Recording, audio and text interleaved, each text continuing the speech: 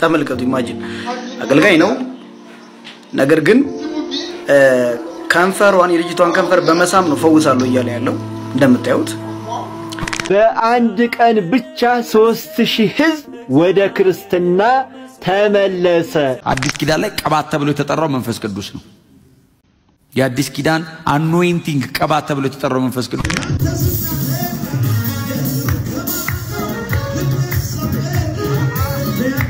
ማርያምን ሰላም ጤና ይስጥልኝ ውድና የተከበራችሁ የንቁሃን ሚዲያ ቤተሰቦች እንደምን አላችሁ እንደምን ስቆያችሁ እኔ አላሁ እግዚአብሔር ይመስገን በያላችሁበት ሰላም ክርስቶስ ይብዛላችሁ እንግዲህ በአዳዲስ መረጃ በድጋሚ ተመልሼ መጥቻለሁ የፕሮቴስታንቶች ቅሌት እንግዲህ በአደባባይ ወጥቷል የፈውስ ስነ ስርዓት ደግሞ ከሶፍት ወደ ሌላ ታሪክ ተቀይሯል በዚህ ዙሪያ ዛሬ የማሳያችሁ ጉዳይ አለ ምን ማማርበትም ቪዲዮ አለ ሁላችሁም ይሄን ቪዲዮ ሼር እና ላይክ በማድረግ ጀምሩት ለዚህ ቻናል ስኮናችሁ ሰብስክራይብ ማድረግ ትችላላችሁ ሁልጊዜ የምለቀው ቪዲዮ እንድርሳችሁ የደውል ምልክቷን መጫን ትችላላችሁ ማለት ነው በተለይ ኦርቶዶክሳን ይሄን ቪዲዮ ምን ጊዜም በላይ ላይክ ያረጋችሁ ጀምሩት ወደ ቪዲዮ እንላለን ተከታተሉን ጂግ ምን ማርበት ቪዲዮ ነው እስከ ቪዲዮአችን ፍጻሜ ቆያችሁ እንማርበታለን በየሲባለው ዛሬው ቪዲዮ ወደ ቪዲዮ እንላለን ተከታተሉን ጴንጤቆስጣዊ ጉድ ሉክ ካይደው በአፍሪካ ውስጥ ነው ደቡብ አፍሪካ የሚባል ሀገር አለች እነዚህ እንግዲህ አሁን ይሄ ፓስተር ነው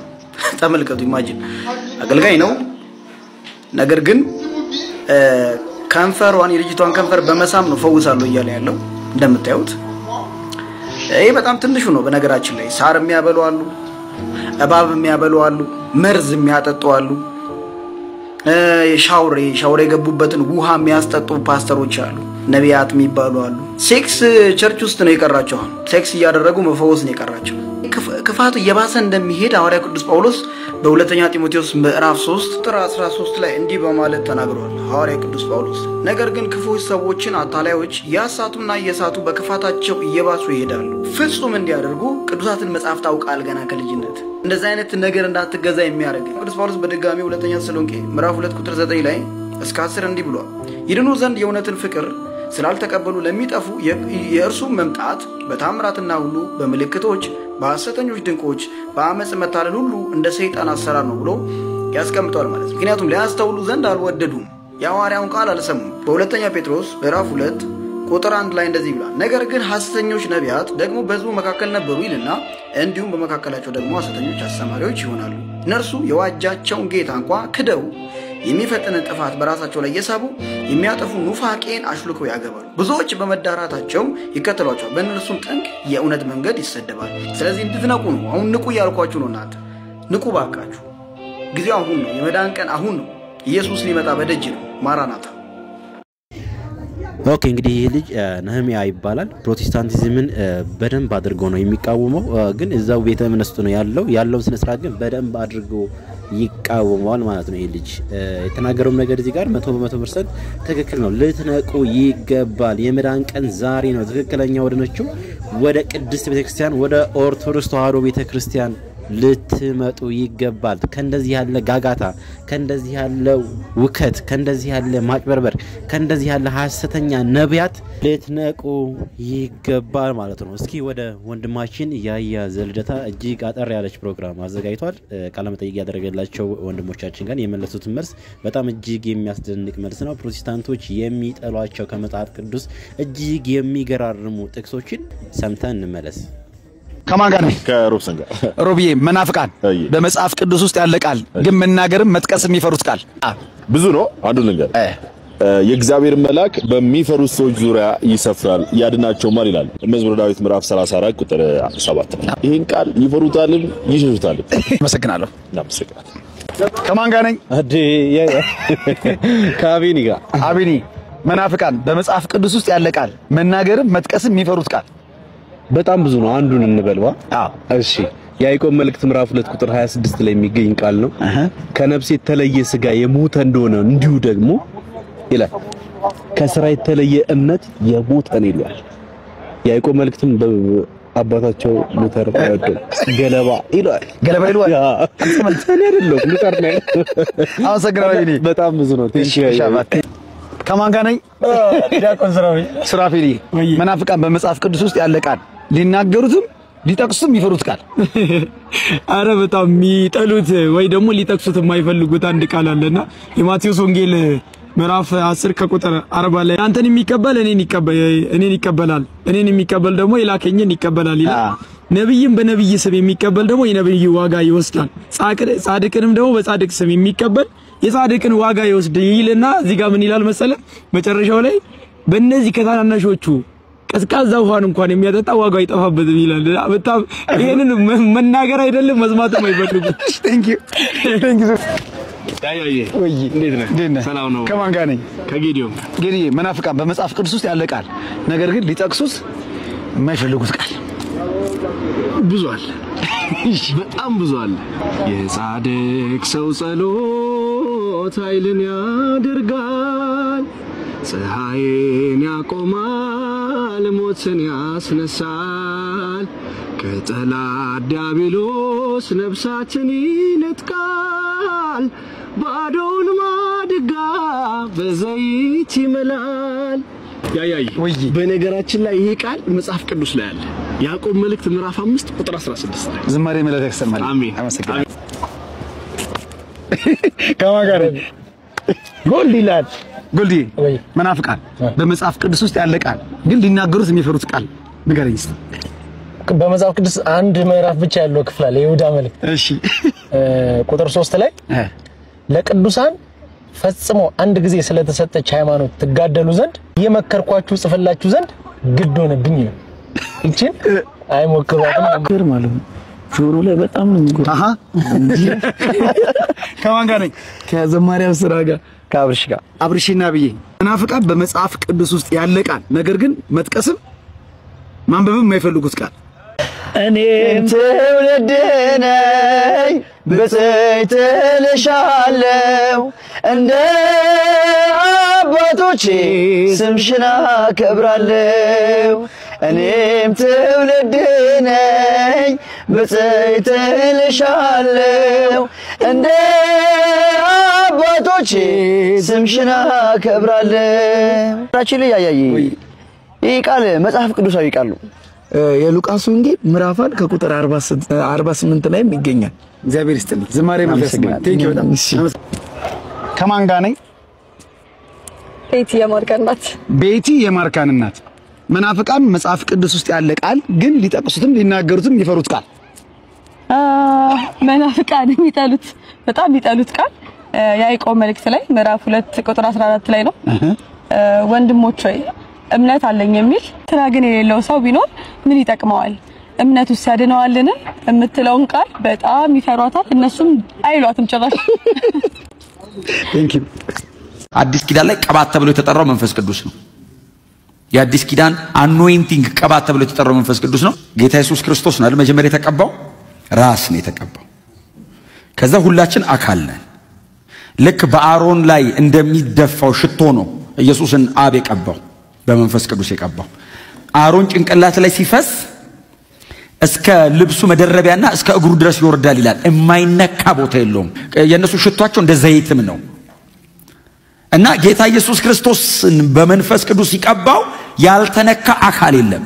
እንግዲህ እንደሰማችሁት ፕሮቴስታንቲዝም የራሷ የስህተት ትምህርት አልበቃ ብሏት ብላ ለዘመናት ቤተክርስቲያንን ሲፈትን የነበረው ካቶሊክ ተክላ የሄደችብንን የቅባትና የጸጋን አስተምሮ ቀላቅላ ማስተማር ጀምራለች። በጣም ከባድ የሆነ በክርስቶስ ላይ ያነጣጠረ በመንፈስ ቅዱስ ላይ ያነጣጠረ የክደት ትምህርት ነው። ለምን? አንደኛ የቅባት ትምህርት ነው ያልኩበትን ምክንያት ልንገራችሁ። ቅባት ማለት እንደምታውቁት በሱሲኖስ ዘመን ካቶሊካውያን ካቶሊካዊነትን ማስፋፋት ስላልቻሉ ከንጉሱ በኋላ እና አልፎንዶ ሜንዴዝ እና ሌሎቹ ሁለት መምህራንን በተለይ ካቶሊካዊነትን አይምሯቸው ውስጥ አጥብቀው የቅባትን ትምህርት ተክለውብን ሄደዋል። በተለይ ሁለቱ የሚነሱት አንደኛው ተክለ ሃይማኖት ዘሸዋና ሁለተኛው የውስጣጢዮስ ነው። ታዲያ ለውስጣጢዮስ የጸጋን ትምህርት ለተክለ ጊዮርጊስ ዘሸዋ ደግሞ የቅባትን ትምህርት አስተምረው ሄደዋል። እንደውም ካቶሊካዊው አልፎንስ ሜንዴዝ ምን ብሎ ተናግሯል? በኢትዮጵያ 2000ዎችን ተክየባታለሁ ብሎ ሄደዋል። ታዲያ ጸጋዎች ምን ብለው ነው የሚያምኑት? በክርስቶስ ላይ ክርስቶስ ነው የሚሉት። በአብ ቀቢነት የጸጋ አምላክ ሆነ ብለው የሚያምኑ ናቸው። የክርስቶስን የባህሪ አምላክነት አይቀበሉ። በአብ ቀቢነት ክርስቶስ የጸጋ አምላክ ሆነ ብሎ የሚያምኑ ናቸው። ቅባቶቹ ደግሞ ምንድነው የሚሉት? በአብ ቀቢነት፣ በወልድ በክርስቶስ ተቀቢነት ቅቡነት፣ በመንፈስ ቅዱስ ቅባትነት የባህሪ አምላክ ሆነ ብሎ ደግሞ የሚያስተምሩ ናቸው። ሁለቱም ቢሆን የክደት ትምህርት ነው። አሁንም እንግዲህ በፕሮቴስታንት ወንድም የተሰማው ክደት ይሄንኑ ነው። በመጽሐፍ ቅዱስ ውስጥ መድኃኒታችን ኢየሱስ ክርስቶስ ቅቡ ወይም የተቀባ ተብሎ ተጽፏል፣ እውነትም ነው። ነገር ግን ቃሉ ተጻፈ ማለት ግን እንዴት ይተረጎማል የሚለው በጣም ጥንቃቄ ይፈልጋል። ይሄን ያልኩት ዝም ብዬ አይደለም። ለምሳሌ መሲህ የሚለው ሲተረጎም በአማርኛው ቅቡ ወይም የተቀባ ማለት ነው። ለምሳሌ የሉቃስ ወንጌል በምዕራፍ 9 ቁጥር 20 ላይ ጌታችን እናንተስ ማን ትሉኛላችሁ ብሎ ሲጠይቅ የጴጥሮስን ንግግር ሉቃስ ሲጽፈው ምን ብሎ ነው የጻፈው? ከእግዚአብሔር የተቀባህ ነህ ብሎ ነው የተረጎመው። እውነት ነው፣ መሲህ ነው የተቀባ። አሁን ጥያቄው ግን ቀቢው ማን ነው? ተቀቢው ማን ነው? ቅባቱ ማን ነው? ይሄን በደንብ ማስተዋል ያስፈልጋል። እውነት አሁን አስቀድሞ እንደሰማነው ባለ መንገድ አይደለም። መቅባት ማለት መጀመሪያ ማክበር ነው። ቅባት ሲባል አደራ ይሄ ፈሳሽን አይደለም፣ ማክበርን ነው። ለምሳሌ በብሉይ ኪዳን እግዚአብሔር ብዙዎቹን ነገስታት ቀብቷቸዋል በካህናት ላይ አድሮ። በብሉይ ኪዳን ካህናት ይቀቡ ነበር። በብሉይ ኪዳን ነቢያት ተቀብቷል። ሐዋርያት ጭምር ቅባት መክበርን አግኝተዋል። ነገር ግን ክርስቶስ ጋር ስንመጣ ግን እንደነ አሮን እሱ ከበላዩ አምላክ ኖሮት፣ እርሱ ከበላዩ ጌታ ኖሮት፣ እርሱ ከበላዩ አክባሪ ኖሮት ወልድን አከበረው አይባልም። ታዲያ ቀቢ ወይም አክባሪ ማን ነው? ከባሪ ማን ነው የሚለውን በደንብ ለይቶ ማየት ያስፈልጋል። ከመቤታችን ከቅድስት ድንግል ማርያም ስጋን በመንሳት አብ ለብቻው የፈጸመው አይደለም፣ ወልድ ለብቻው የፈጸመው አይደለም፣ መንፈስ ቅዱስ ለብቻው የፈጸመው አይደለም። ከመቤታችን ያንን ስጋ መንሳትም ሆነ መፍጠር ያንን ወልድ እንዲዋሃደው የመንሳትን ግብር ለአብ ብቻ ምንሰጠው አይደለም። የመጀመሪያው ነገር መረዳት ያለብን የሥላሴን የባህሪ የአገዛዝ የስልጣን የመለኮት የገዢነት የፈቃድ አንድነት መረዳት ነው። አብ ወልድ መንፈስ ቅዱስ ምንም በስም በአካል በግብር ሶስት ምንላቸው በአገዛዝ በስልጣን በባህሪ በመፍጠር በማሳለፍ የአንድነት ስራቸው ነው። አብ ፈቅዶ ወልድ የማይፈቅዶ የለ፣ ፈቃዳቸው አንዲት ናት። አዳምን የፈጠሩት በአንዲት ባህሪያቸው ነው። 22ቱ ስነ ፍጥረትን ያስገኙት በአንዲት ባህሪያዊ ስልጣናቸው ነው።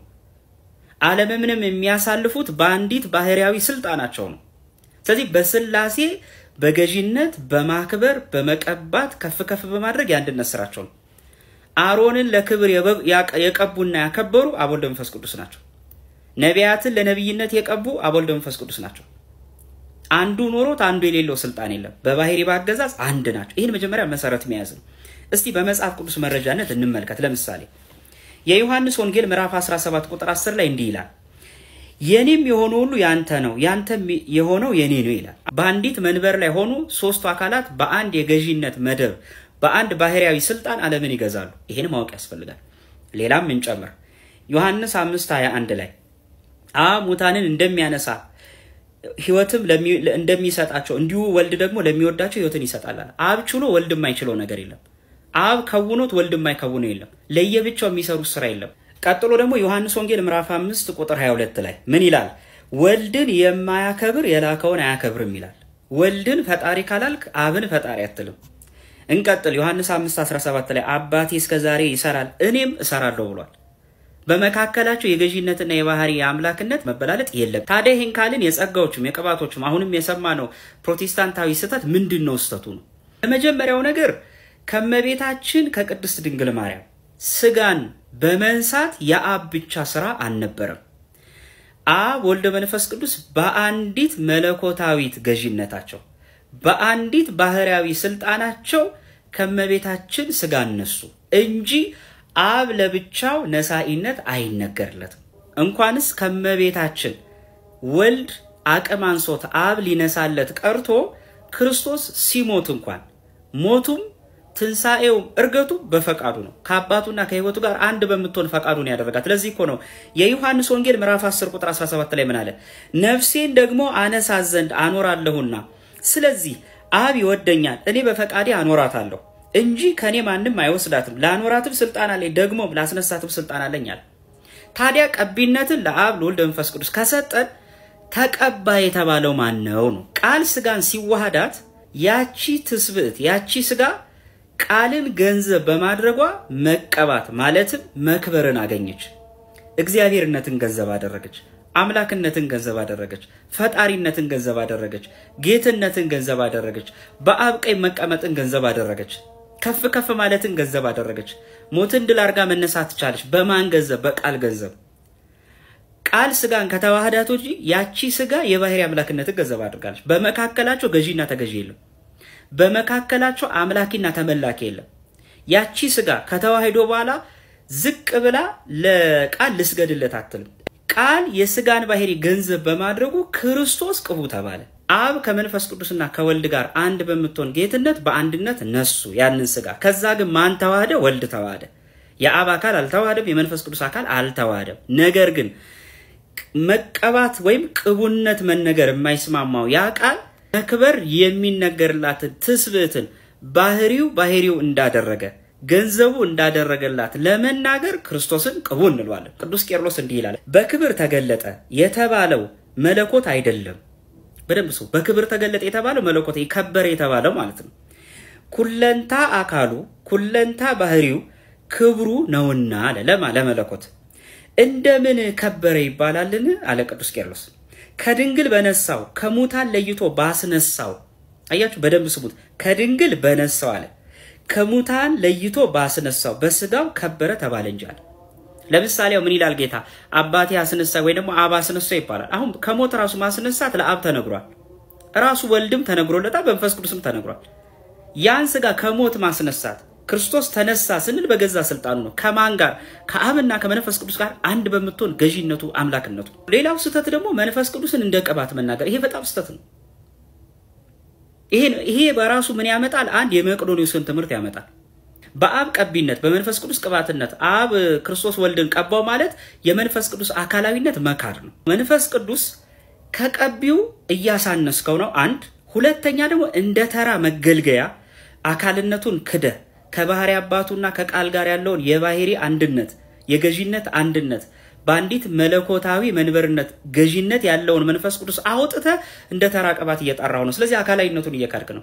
ራሱ ጌታችንም እንዲህ ብሏል ዮሐንስ 14:26 ላይ አብ በስሜ የምልከው ግን መንፈስ ቅዱስ የሆነው አጽናኝ እርሱ ሁሉን ያስተምራቸዋል እኔም የነገርኳችሁን ሁሉ ያሳስባቸዋል አለ። በደንብ አስተውሉ። መንፈስ ቅዱስ የሆነው አጽናኝ ነው ያለው። አብ በስሜ የሚልከው አለ። አጽናኝ ተብሏል። ራሱ ገዢ ነው፣ ራሱ አባት ነው፣ ራሱ አምላክ ነው። ፕሮቴስታንቲዝም እንደው ከራሱ አንሱ እንደገና ቅባትንና የጸጋን ትምህርት ስቦ ማስተማር ይሄ በጣም ነውር ነው። ከማስተማር መማር ይቅደም የሚባል ነገር አለና ይህ ፓስተር እንግዲህ ዝም ብሎ ሲቀጃብር ሰምታችሁታል። ወንድማችን በተገቢው መልኩ መላሹን ሰጥቶታል ማለት ነው። ቃሎት ያሰማል ወንድማችን። እስኪ 3000 ምእመን በአንድ ቀን የተጠመቁበት ሚስጥር ከወንድማችን ተምረን እንመለስ። በአንድ ቀን ብቻ 3000 ህዝብ ወደ ክርስትና ተመለሰ። እግዚአብሔር ይመስገን። ይሄንን ዜና ዛሬ ነግራችኋለሁ። ከዚያ በፊት ግን እንኳን ለበዓለ ጰራቅሊጦስ አደረሳችሁ። ጰራቅሊጦስ ማለት የሚያጽናና የሚያረጋጋ የሚያበረታ የሚያስጨክን የሚያነጻ ማለት ነው። ጰራቅሊጦስ ማለት ኢየሱስ ክርስቶስ በ40ኛው ቀን ወደ ሰማይ ሲያርግ ለሐዋርያት እንደዚህ ብሏቸው ነበር። አንትሙሰ ንበሩ ሀገረ ኢየሩሳሌም እስከትለብሱ ኃይለ እማርያም ኃይልን ከአርያም እስከምልክላችሁ እናንተ በኢየሩሳሌም ቆዩ ብሏቸው ነበርና የሐዋርያት ሥራ ምዕራፍ 2 ላይ እንደምታነቡት ወአመተ ፈጸመ በዓለ ጴንጠቆስጤ እንዘሃለው ኩሎሙ ህቡረ አሐተኒ በዓለ 50 ከተፈጸመ በኋላ ሐዋርያት አንድ ላይ በአንድ ቤት ተሰብስበው ሳሉ መንፈስ ቅዱስ በላያቸው ወረደ። እንዴት ወረደ? በነፋስ ድምጽ። ከዚያስ በእሳት አምሳል እየተከፈለ በሐዋርያት ላይ አረፈ ይላል። አርፎስ ምን አደረገላቸው ካላችሁኝ 72 ቋንቋ ገለጸላቸው። በአዲስ ቋንቋ እንዲናገሩ አደረጋቸው። በየሀገሩ ቋንቋ አዲስ ቋንቋ ሲባል በዓለም ላይ የማይነገር ቋንቋ እግዚአብሔር አዲስ ቋንቋ ክሬት አደረገላቸው እያልኳችሁ አይደለም። መጽሐፍ ቅዱስም እንደዚህ አይላችሁም። ነገር ግን በዓለም ላይ ያለ እነርሱ የማያውቁትን አዲስ ቋንቋ 72 ቋንቋ ገለጸላቸውና በወተናገሩ በነገረ ሁሉ ባውርት በየሀገሩ ቋንቋ ሁሉ ተናገሩ ይላል። እነንተና እንደሚሉት እንደሚሉት ይሄ ሰው የማያውቀው ቋንቋ ተገለጸላቸው እያልኳችሁ አይደለም በፍጹም። እነንተና ውሸታቸውን ይሄ ያለው የሚያታልሏቸው እግዚአብሔር ነው ያለው እነርሱን አትስሟቸው፣ ውሸታቸውን ነው። እንደዚህ ወርና ጠይቋቸው ከፈለጋችሁ። እግዚአብሔር ለሐዋርያት የገለጸላቸው የየሀገሩን ቋንቋ ነው እንጂ ሰው የማያውቀው ቋንቋ አልገለጸላቸውም።